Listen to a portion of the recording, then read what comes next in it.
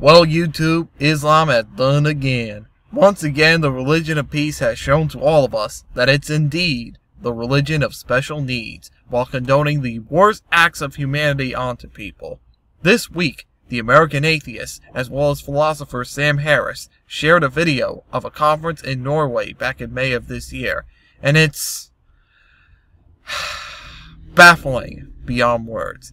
Now, please note that the audience, and presumably the speaker, are not extremists, but are moderates who hold these views. The video can be found in the description. Brace yourselves while watching it. This may cause you to flip out. Now, because I don't want to receive a frivolous DMCA claim given that a user was DMCA'd earlier for making a response, I'm just going to read what the speaker said with regard to stoning. Again, you can watch the entire video in the description in context. He starts by taking a poll and asking if any of them are not extremists. The majority of the audience, if not all, are moderate. He then asks if men should be seated separately from women. Again, the majority of the audience agrees. He then goes on to ask this question to his audience. Quote, "How many of you agree that the punishments described in the Quran and the Sunnah, whether it is death, whether it is stoning for adultery, whatever it is, if it is from Allah and His Messenger, that is the best punishment ever possible for humankind, and that is what we should apply in the world? Who agrees with that?" End of quote. The audience proceeds to agree with the speaker. My goodness! Vomiting is the only rational reaction I have to this. So the punishment for having an affair in an Islamic state is burying people to their necks and stoning them? What about personal shame? Isn't that enough for the act of adultery? Why should Islam have anything to do with the personal lives of individuals? This clip, along with the rest of this segment, shows that Islam has a very low standard for humanity. Now, while the Bible makes numerous mentions of stoning, the Quran has no references.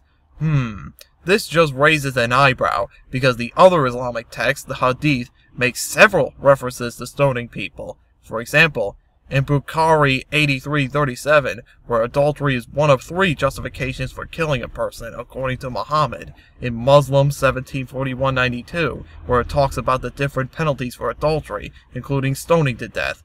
Along with other passages in graphic detail, Ibn Ishaq 970 includes the words of Islam's prophet himself, quote, "The adulterer must be stoned." Why is stoning more prevalent in Islamic states, but not in a country like America, where there's a large Christian population? The reason is simple. Whatever political opinions you might hold, we recognize that these backwards views as to how you should punish people is not tolerated in the first world. Sure, it was around the time when Judeo-Christian religion was spreading around, but when's the last time you've heard of an adulterer being stoned in America? Yeah, you can find some pretty heinous stuff in the Bible as well, but you don't see even the most extreme Christians taking this stuff seriously in America.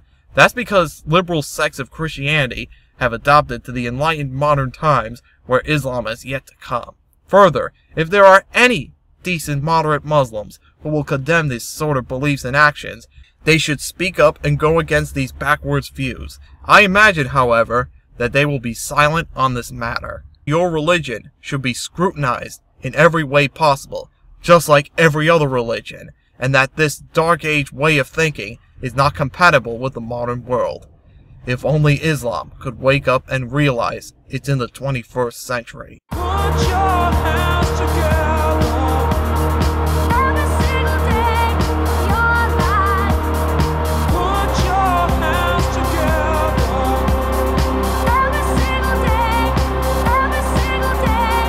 Put your hands together. Every single day, your life. If you enjoyed this video and my other content, rate this video and favorite it if you like. Also, share this on Facebook and Twitter. And if you like what I do on YouTube, please subscribe to my channel. Thank you.